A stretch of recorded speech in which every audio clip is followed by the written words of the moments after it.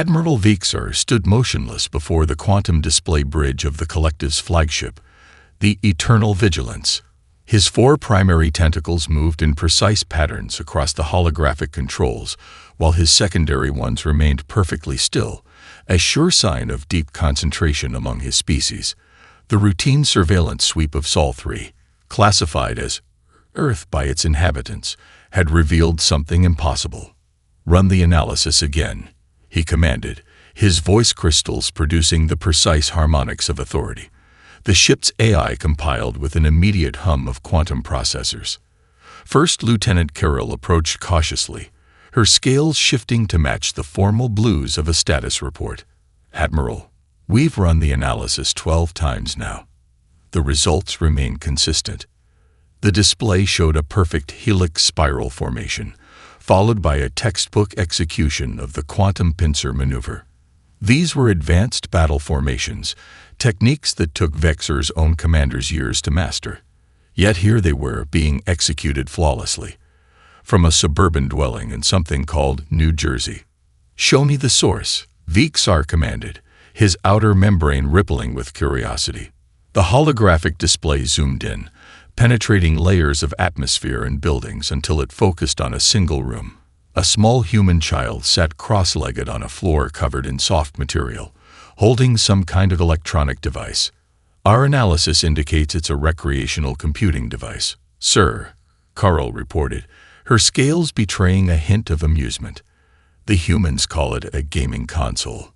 Vixar's tentacles curled in disbelief. "You mean to tell me that these tactical formations that our war college spends decades perfecting, are coming from a child's entertainment system?" "Yes, Admiral. According to our cultural database, this particular device runs something called Starfleet Commander. It appears to be quite popular among human younglings." Vixar moved closer to the display, studying the child. The small human couldn't be more than 10 solar cycles old, yet the tactical patterns emanating from their device were undeniable. The Admiral had seen these same formations used in the Great Nebula conflicts, had studied them at the Collective's most prestigious military academies. "Show me their success rate," he ordered, expecting to see random pattern generation. The numbers appeared before him, and for the first time in his 30-cycle career, Admiral Vixar felt his chromatophores pulse with shock. The child had maintained a 98.7% success rate across multiple scenarios. Even more disturbing, they had introduced variations that the Collective's own tactical computers hadn't predicted. "Sir," Carl ventured, "should we report this to High Command?" Vixar's scales shifted through several colors before settling on the deep green of dismissal. "No," he decided, his voice crystals humming with certainty. "This is clearly some sort of coincidence. Their technology is centuries behind ours. They haven't even established colonies beyond their lunar satellite." He turned away from the display, his tentacles gesturing in the pattern of closure. "Make a note in the observation logs, but classify it as a curiosity. Nothing more." As Vixar moved to leave the bridge, he paused. "Although, download their game patterns for analysis. It might be amusing to show during the upcoming diplomatic summit. A little humor could help ease tensions with their representatives." Carol acknowledged the order, but as she watched her admiral leave, she couldn't help but notice that one of his secondary tentacles remained tightly curled, a subtle sign of unease that most species would miss. Down in the suburban room, unaware of the attention from above, young Amy Rodriguez celebrated another victory in Starfleet Commander. She had just beaten her previous high score and couldn't wait to share her new strategy with her online friends. After all, she had discovered that if you curved your fighter squadrons in a specific way, they could perform amazing maneuvers that even the game's AI couldn't predict. She saved her new formation, naming it Space Dolphin, because of how it moved, and reached for another cookie. Just another normal afternoon of playing her favorite game, completely unaware that she had just caught the attention of one of the most powerful military commanders in the galaxy. The Earth Diplomatic Center's Grand Hall sparkled under crystalline lights, its architecture deliberately mixing human and alien design elements. Delegates from 17 species filled the chamber, their varied forms creating a living tapestry of galactic diversity. Admiral Vixar stood at the podium, his scales carefully maintained in the formal patterns of diplomatic engagement. "And so," he continued, voice crystals modulated for maximum clarity, "we see great promise in continued cooperation between our peoples."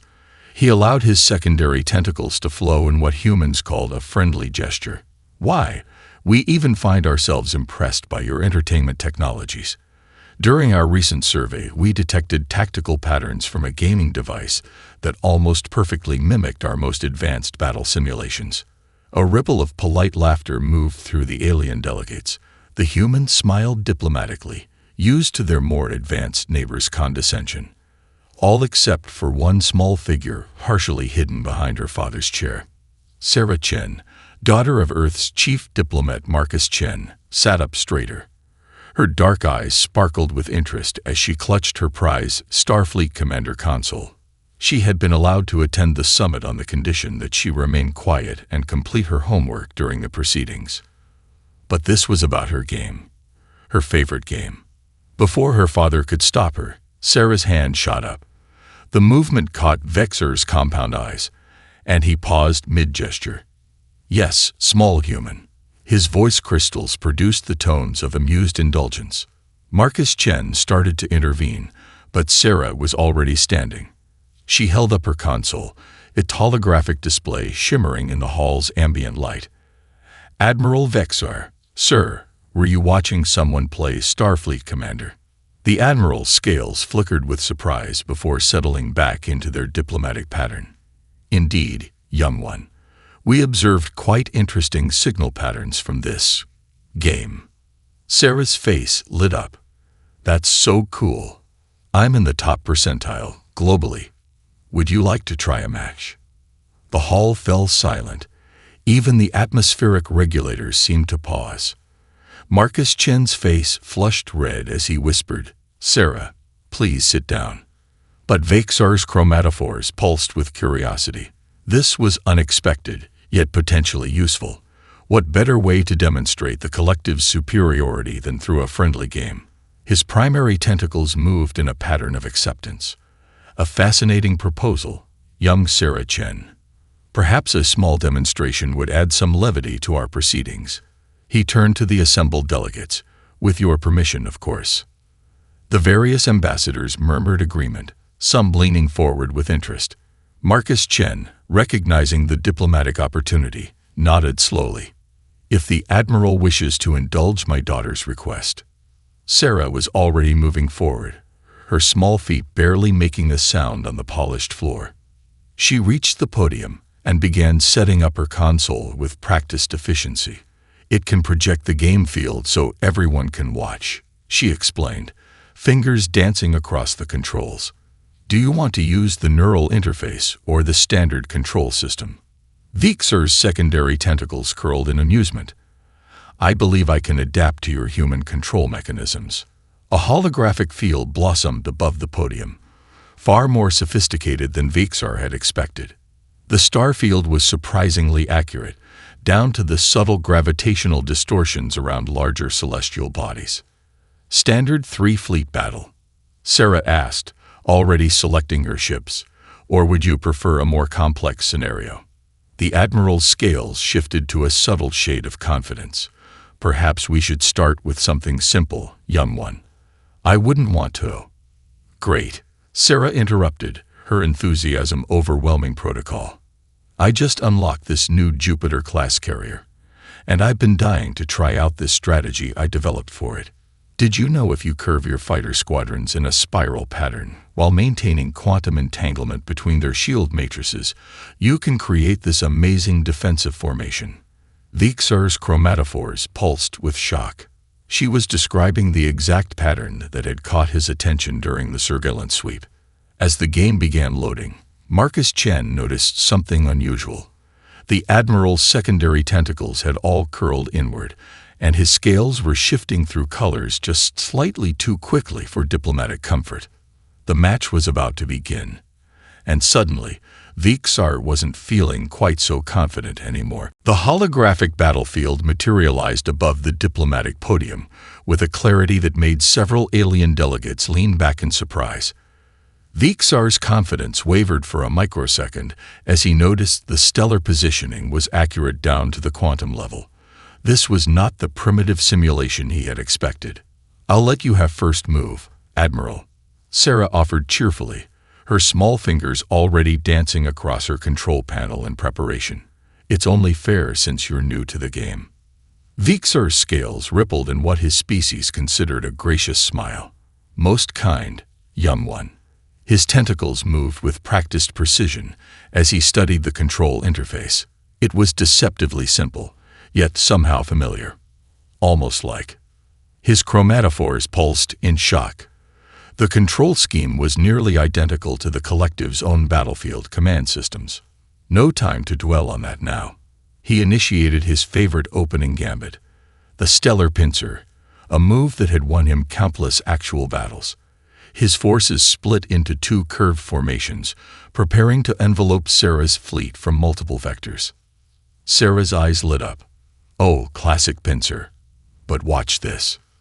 Before Vixar could react, her forces executed a perfect dimensional slip. Not the crude version he had expected from a game, but a mathematically precise maneuver that accounted for gravitational distortion, quantum uncertainty, and temporal displacement. His fleet's pincer movement collapsed in on empty space as Sarah's ships reappeared in a formation he had never seen before. "I call this one the butterfly," she explained, pointing to how her ships had arranged themselves in an elegant pattern that somehow maintained optimal firing solutions from every angle. "See, if you synchronize the shield harmonics just right, you can create this really cool resonance effect." The Admiral's secondary tentacles curled tightly against his body. This child wasn't just playing a game. She was conducting an advanced battle simulation with variables his own war college took years to teach, and she was innovating in real time. First Lieutenant Carl, watching from the side, noticed her Admiral's scales shifting through colors that hadn't been seen in a diplomatic setting for centuries. "Interesting strategy," Vixar managed, his voice crystals barely maintaining their formal harmonics. He attempted to regroup his forces into a defensive pattern that had proven effective in the Cygnus engagement. Surely a child's game couldn't account for. "Oh, are you trying the Cygnus defense?" Sarah asked excitedly. "That's really good against standard attacks, but look what happens if you introduce quantum entanglement between the fighter squadrons." Vixar watched in mounting disbelief as his supposedly impenetrable formation was elegantly dissected by moves that shouldn't have been possible with human technology. Each of Sarah's counter-moves was a masterpiece of tactical innovation, combining elements of strategy that had taken his civilization centuries to develop. "How did you?" he began, then caught himself. The assembled diplomats were watching with increasing interest. Some had even activated their data recorders. Sarah, oblivious to the growing tension, continued her cheerful commentary. "The really fun part is when you start playing with relativistic effects. Like this." Her ships executed a maneuver that made several of the physics-sensitive delegates gasp. "If you curve space just right, you can create this amazing slingshot effect. I figured it out while playing with my friends last week." Vixar's primary tentacles trembled slightly as he recognized the implications. This child wasn't just replicating known tactics, she was inventing new ones that actually worked. His own tactical computers were struggling to predict her moves, and the game's physics engine was operating with unprecedented accuracy. As his last defensive line crumbled under Sarah's enthusiastic assault, Vixar realized three troubling things. First, this was no ordinary game. Second, humanity had somehow weaponized play itself. And third, most disturbingly, he was actually enjoying himself. "Would you like to try again?" Sarah asked brightly, already resetting the battlefield. "I can show you how the butterfly formation works. It's really fun once you get the hang of it." In the observation gallery, Marcus Chen watched his daughter teach advanced space combat to one of the galaxy's most decorated admirals, and decided he needed a very strong cup of coffee. Admiral Vexar's private research chamber aboard the Eternal Vigilance hummed with quantum processors as he dove deep into Earth's digital archives. His defeat at the hands of a human child had shaken him more than he cared to admit. 3 days had passed since the diplomatic summit, and he hadn't been able to think about anything else. "Display information on Starfleet Commander's development team," he commanded, his voice crystals vibrating with intensity. The holographic display shimmered, revealing profiles and development logs. His primary tentacles froze mid-motion. There, listed as lead designer, was Commander Maria Santos, retired Earth Defense Force. Her service record was impressive: quantum physics specialist, fleet tactician, and behavioral psychology expert. Carl. He called to his first lieutenant, who had been assisting with the research. "Access Commander Santos' personal logs. Focus on the game's initial development phase." The display shifted, showing video entries from 15 years ago. A younger Maria Santos appeared, her eyes bright with excitement. Project Log 47. "The quantum prediction engine works better than we hoped," she began. "By disguising it as a game's physics engine, we've created something extraordinary. The children don't just play. They innovate. They find solutions our best computers couldn't calculate. They're not limited by traditional tactical doctrine because they don't know they're supposed to be limited." Vixar's scales shifted through shades of realization as more logs played. Santos had taken actual combat data, real physics models, and advanced AI protocols, then wrapped them in colorful graphics and engaging gameplay. She hadn't just created a game. She had built a sophisticated military training simulator that masqueraded as entertainment. "Access global player statistics," he ordered, his secondary tentacles curling with anticipation. The numbers appeared, and Vixar felt his chromatophores pulse with shock. 50 million active players. Average age, 12 Earth years. Average time spent in advanced tactical scenarios, 4 hours daily. The game's neural network had recorded and analyzed every move, every innovation, every accidental discovery. "Carl." Vexar's voice was unusually quiet. "How many of these features were actually discovered by players?" His lieutenant's scales shifted to analytical blue as she accessed the data. "According to these logs, Admiral, 78% of all advanced tactical maneuvers currently in use were first discovered by children under the age of 15. They call them things like the butterfly, space dolphin, and the pizza slice of doom." Vixar moved to the chamber's observation window, gazing out at Earth below. Humans hadn't just created a game. They had turned their entire younger generation into tactical prodigies without even realizing it. Every child who picked up the game was unknowingly training with real combat protocols, developing strategies that worked in actual space. "Show me the neural network's analysis of Sarah Chen's play style," he requested. The display updated, showing complex tactical patterns that made his primary tentacles twitch. The child had invented 3 entirely new classes of space combat maneuvers. Her butterfly formation wasn't just beautiful, it was mathematically perfect for deflecting energy weapons while maintaining optimal firing solutions. "Sir," Carl interrupted his thoughts, her scales showing concern. "I found something else. The game's quantum processors. They're not processing predictions. They're running actual real-time simulations of spacetime." Vixar's chromatophores pulsed with disbelief. "That's impossible. The energy requirements alone would." "The children think it's just good graphics," Carl continued. "But every time they play, they're actually manipulating quantum fields, learning to intuitively understand spacetime itself. And sir, they're teaching the game's AI to do the same." Vixar stared at Earth's glowing surface, understanding finally dawning. Humanity hadn't developed advanced space combat capability despite their love of games.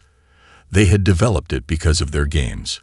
While the rest of the galaxy trained soldiers, Earth had been training its children to see warfare as a puzzle to be solved, a game to be won. And Sarah Chen, with her innocent smile and endless enthusiasm, was one of their best players. "Carl," Vixar said slowly, his scales shifting to emergency command colors, "prepare a priority transmission to High Command. I believe we need to reassess our understanding of human technological development."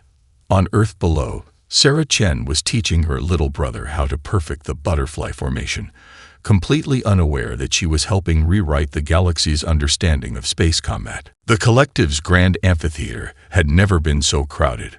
Representatives from 17 spacefaring civilizations packed the crystalline observation tiers, their varied forms creating a living mosaic of galactic society. At the center of it all, Admiral Vixar faced Sarah Chen across a holographic battlefield that floated between them. "The terms are simple," Vixar announced, his voice crystals projecting confidence he didn't entirely feel. "Best of 3 matches, standard fleet configurations." His primary tentacles moved in precise patterns as his 12 most distinguished tactical advisors took their positions behind him. Sarah sat cross-legged in her chair, a box of chocolate chip cookies balanced on her knee. She had insisted on bringing them, explaining that snacks are important for epic battles. Her father stood nearby, looking both proud and terrified. "Remember," Vixar added, "this is merely a friendly demonstration of our different tactical approaches." His scales shifted to formal diplomatic patterns, masking his intense focus. This time, he was prepared. This time, he had studied. Sarah nodded cheerfully, already munching on a cookie. "Can I try that cool formation I saw in the historical archives? The one from the Battle of Proxima Centauri?" Vixar's chromatophores pulsed with surprise. "Those records are classified." "Oh, they're in the game's bonus content. You unlock them after reaching level 50. She grinned, brushing cookie crumbs from her shirt. "The quantum fluctuation patterns are really pretty." The Admiral's tactical advisors exchanged alarmed looks. One of them, Grand Strategist Enxville, leaned forward to whisper, "Sir, if she has access to those records." "Begin simulation," Vixar commanded quickly, his secondary tentacles curling with determination. The holographic battlefield sprang to life, more detailed than ever. He could feel the quantum processors humming as they calculated real space physics. Sarah's fleet moved first, her ships flowing into a formation that made several of Vixar's advisors gasp. It wasn't just the Proxima Centauri strategy.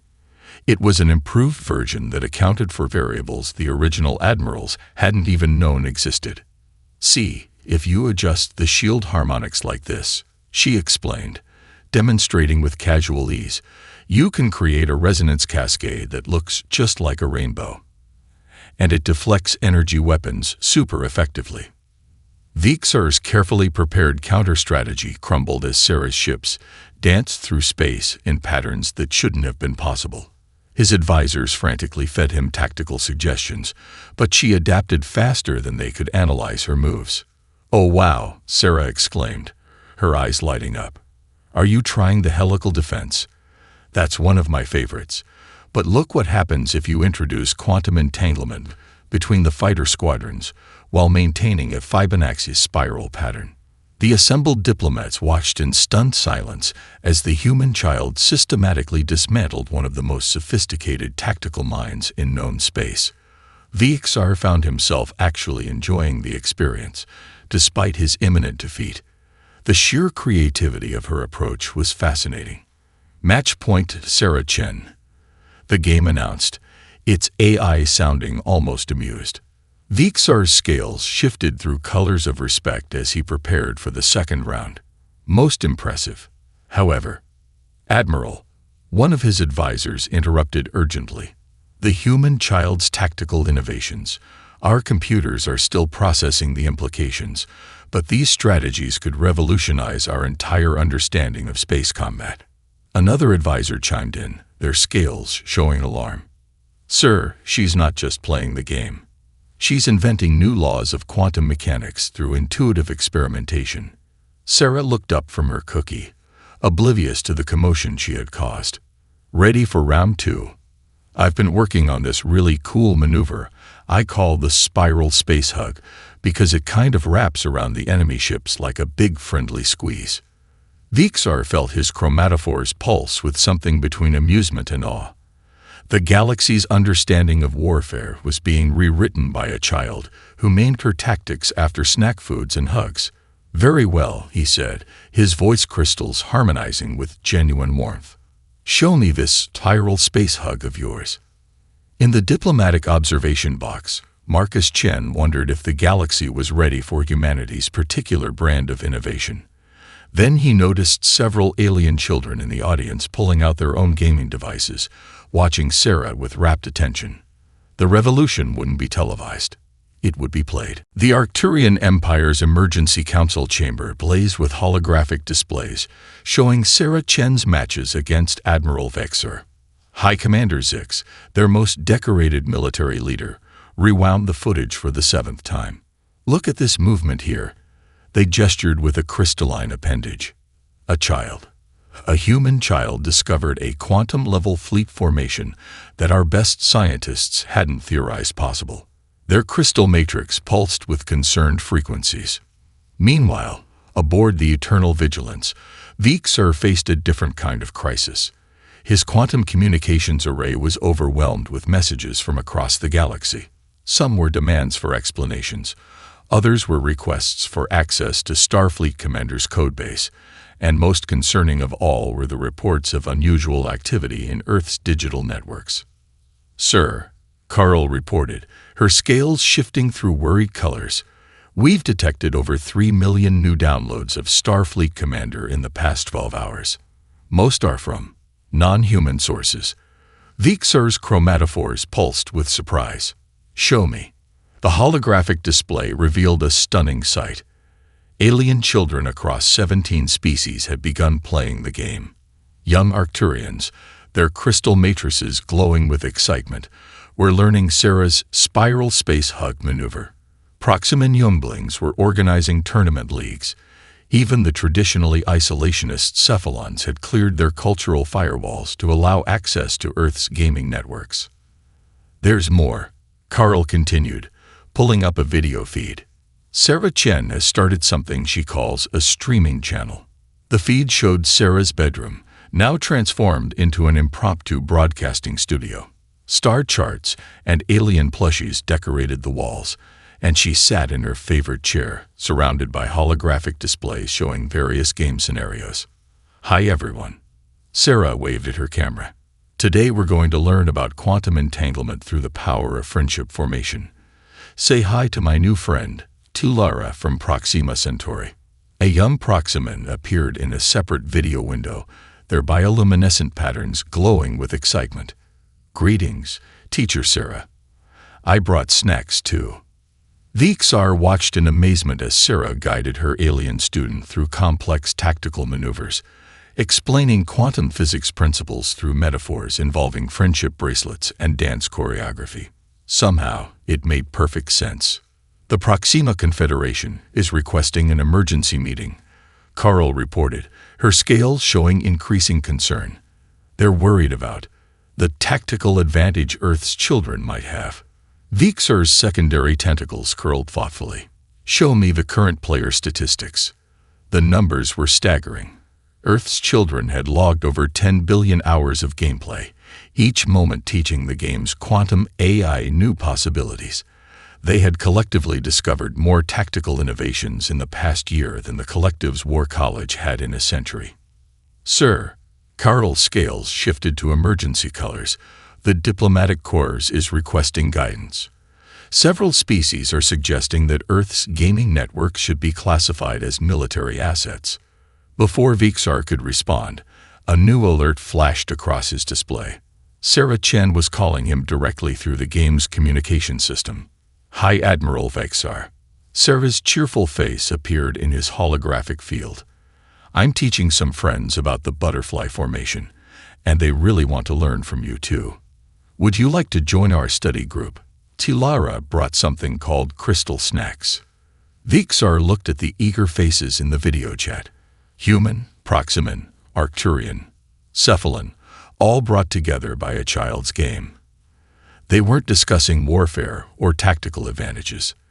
They were sharing snacks, teaching each other their favorite moves, and building friendships across species barriers that had stood for centuries. His scales shifted to a rare color pattern that Carell had never seen before, the chromatic equivalent of a laugh. "Clear my afternoon schedule," he told Carell. "It seems I have a study group to attend." As Vixar prepared to join Sarah's stream, he realized that humanity hadn't just revolutionized space combat. They had done something far more impressive. They had turned galactic warfare theory into a playdate. In the Arcturian Council chamber, High Commander Zix watched their own child eagerly join Sarah's stream, crystal snacks in hand, and wondered if perhaps this was a better form of diplomacy than any they had tried before. Admiral Vixar found himself in the most unusual diplomatic setting of his career, sitting in a child-sized chair in Sarah Chen's bedroom, watching her teach her younger brother Michael about quantum mechanics through Starfleet Commander's tutorial mode. The room itself was a fascinating blend of childhood wonder and scientific precision. Solar system models hung from the ceiling, while mathematical formulas shared wall space with colorful drawings of spaceships. A stuffed alien plushie that bore a striking resemblance to Vexar sat proudly on a shelf, complete with tentacles made from sparkly pipe cleaners. "See, Mikey," Sarah explained, manipulating the holographic display with practiced ease. "When you want to create a quantum tunnel, you have to think of space like a piece of paper. If you fold it just right." Her fingers danced across the controls, and the simulation showed a perfect demonstration of space-time manipulation. "But wouldn't that cause temporal displacement?" Michael asked, his small face scrunched in concentration. He couldn't have been more than 7 Earth years old. Vixar's chromatophores pulsed with surprise. These children were discussing concepts that his civilization's scientists had taken centuries to understand, and they were doing it while eating something Sarah called fruit snacks.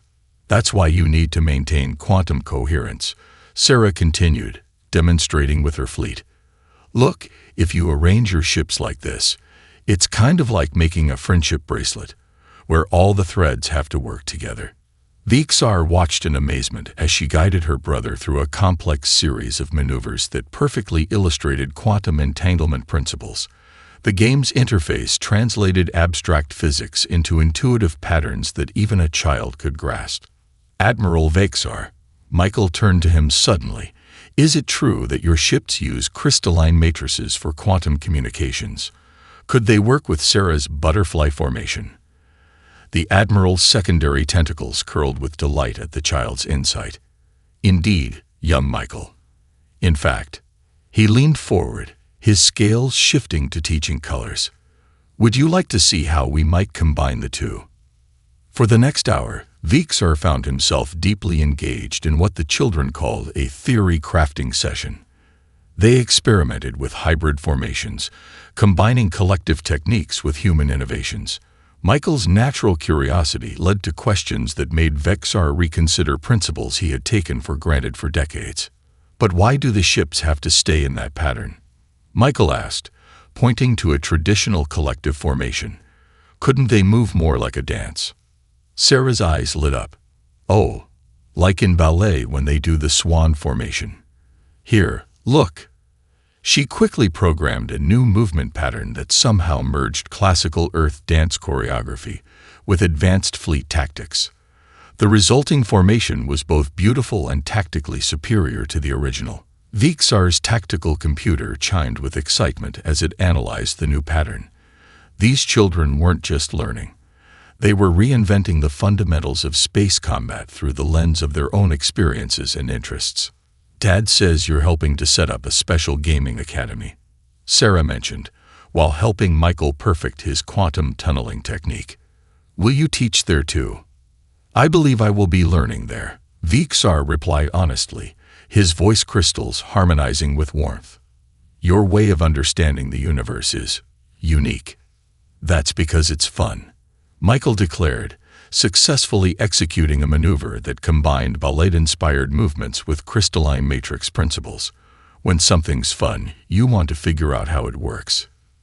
Vixar watched as Sarah guided her brother through increasingly complex scenarios, each one disguised as an entertaining challenge rather than a lesson. The Starfleet Commander interface adapted to Michael's learning style, presenting advanced physics concepts through games, stories, and challenges that kept him engaged and excited. A notification popped up on Vixar's neural link, another urgent message from High Command about the strategic implications of human gaming technology. But for the first time, he truly understood that they were missing the point. Humanity's greatest achievement wasn't weaponizing play. It was making the mysteries of the universe playful enough for anyone to understand. Sarah's voice interrupted his thoughts. "Admiral, want to help us design a new formation? We're thinking of calling it the Friendship Spiral of Science." Vixar's scales shifted to a color of pure joy as he realized that sometimes the greatest wisdom really did come from the simplest sources. Children who saw the universe not as something to conquer, but as the ultimate playground for learning and discovery. The Intergalactic Gaming Academy's grand opening ceremony was unlike any diplomatic event in known space. Instead of formal speeches and rigid protocols, the massive hall buzzed with the energy of children from 17 species playing, learning, and teaching each other. Admiral Vixar stood beside Sarah Chen at the central platform, his scales displaying a complex pattern that roughly translated to proud teacher-student. Sarah, now officially the Academy's youngest instructor, wore her new uniform with a special modification, a pocket specifically designed to hold emergency snacks. "Ready?" she asked, holding the ceremonial ribbon-cutting scissors carefully in both hands. Vixar's chromatophores pulsed with affection. "Perhaps we should demonstrate the true spirit of this institution," he suggested, his voice crystals harmonizing playfully. "Computer, display the ribbon in holographic form." The physical ribbon shimmered and transformed into a glowing holographic barrier. The assembled crowd murmured with interest as Sarah grinned, understanding immediately. "Formation Alpha 7, she suggested, already pulling out her gaming console. With the Friendship Spiral modification, Vixar agreed, his tentacles moving to his own control panel. Together, they guided their virtual fleets in perfect harmony. Sarah's ships wove between Vixar's in an intricate dance that combined human creativity with collective precision. The holographic ribbon split apart in a dazzling display of quantum physics made beautiful. The crowd erupted in cheers as the Academy was officially opened. Young Arcturians immediately challenged Proximan students to friendly matches. A group of Cephalon children invited human kids to try their newly developed space octopus formation. Even the traditionally reserved collective younglings were eagerly joining mixed-species team matches. Admiral Vixar, a young Arcturian student approached, their crystal matrix glowing with excitement. "Could you help us understand how the butterfly formation works with our crystalline ships?" Actually, Vixar's secondary tentacles gestured towards Sarah. "I believe your instructor would be better suited to explain that concept." Sarah beamed, already pulling out her emergency cookie supply to share. "The secret is to think of your ships like a crystal growing in all directions at once. Here, let me show you." Vixar watched as she gathered a group of diverse students, each bringing their own species' perspective to the lesson. The Arcturians' understanding of crystal matrices combined with a human child's ballet knowledge somehow resulted in an entirely new approach to fleet dynamics. Marcus Chen appeared at Vixar's side, watching his daughter teach. "When I let her bring that game to the diplomatic summit," he mused, "I never imagined it would lead to this." "None of us did," Vixar agreed, his scales shifting to philosophical colors. "We were so focused on the military implications that we nearly missed the true revolution." Across the hall, students were creating new formations that combined their species' unique characteristics. A human girl was teaching a Cephalon child how to modify their tentacle-based control system using dance movements. A young collective prodigy was helping others understand quantum mathematics through what they called space origami. "High Command is still processing the implications," Vixar admitted, watching the future of galactic society unfold before him. They keep asking about tactical advantages and military applications. And what do you tell them? Marcus asked. Vixar's chromatophores pulsed with amusement. I tell them to send their children to play with ours. Some lessons can't be learned from strategic analysis. A cheer erupted from Sarah's group as they successfully executed a new formation that somehow combined Arcturian crystal geometry with human ballet and Proximan bioluminescence patterns. They had already named it the Rainbow Space Dance of Friendship. Admiral, Sarah called out, we need one more player for our Megateam Challenge. Want to join? Vixar's scales shifted to their brightest colors as he moved to join the children. The most decorated military commander in collective history, about to play a game with students less than a tenth his age. And he couldn't be happier about it. As he took his place among the young players, Vixar realized that humanity's greatest gift to the galaxy wasn't their technology or their tactical innovations. It was their ability to turn the most complex concepts into play, to make learning an adventure, and to remind everyone, even ancient alien admirals, that the best way to understand the universe was to approach it with a child's sense of wonder. All right, young ones, he said, his voice crystals humming with joy. Show me what new impossible thing you've discovered today.